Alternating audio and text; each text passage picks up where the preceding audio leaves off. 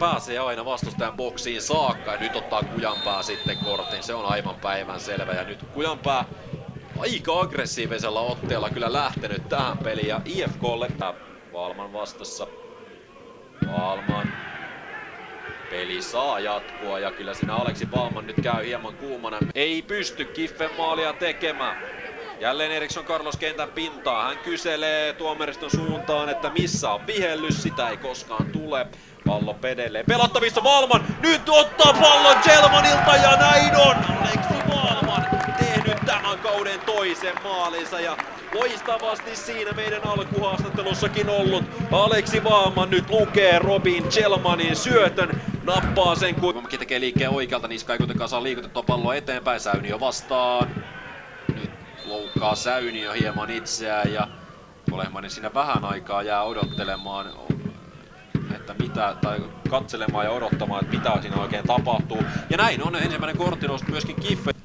Finnesi pallo etualue, Haapiainen puskee ylärimaa ja se menee lopulta maaliin. Niin kuin puhuttiin, niin kyllä nämä erikoistilanteet ovat olleet järkyttävän tehokkaita tässä alkukaudella IFK:lla ja jälleen kerran omissa muistiinpanoissa on, joten siinä pieni myöskin erhe. Haapiainen boksissa vastassa Loukiaista, käteen osuu ja pilkkua. Boksissa vastassa Loukiaista, käteen osuu ja pilkkua. 10. maali IFK paidassa sarjaotteluissa. Eriksson Carlos laukoo ja IFK johtaa tätä ottelua 3-0. Erinomaisesti tässä ottelussa esiintynyt brassilaituri Eriksson Carlos alias Tikinho tekee nyt päästä tulossa 50. sarjaottelu IFK-paidassa ja Eetu Purolle sitten tämä sisääntulon myötä 3 pelin päästä niin ikään tulossa tuo 50 sarjaottelua vasemman kautta. Nyt on hyvä haasto sieltä laidalta ja siitä aukeaa tilanne ja siitä tulee myöskin tämän ottelun ensimmäinen maali vierasjoukkueelle. Vasemman kautta nyt on hyvä haasto sieltä laidalta ja siitä aukeaa tilanne ja siitä tulee myöskin tämän ottelun ensimmäinen maali vierasjoukkueelle. Hopsu. Mauricio Hopsu.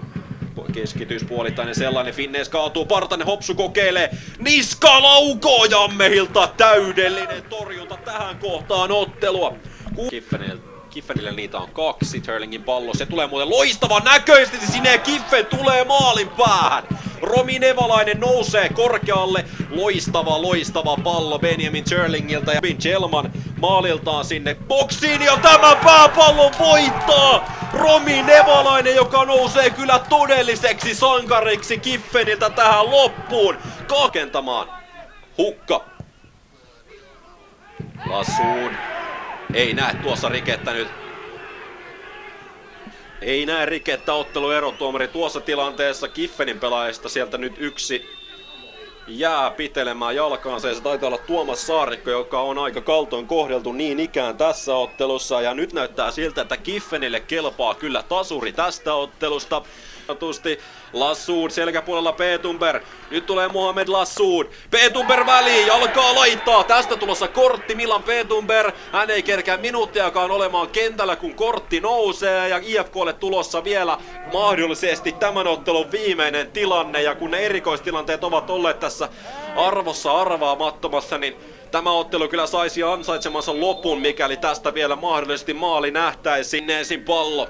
Se nousee ilmaan, siellä on Hyppönen ja Hyppönen puskee pallon ohi. Ja se todella oli tämän ottelun viimeinen tilanne ja siitä Antti Kolehmainen myöskin viheltää tämän pelin poikki. 3-3 päättyi.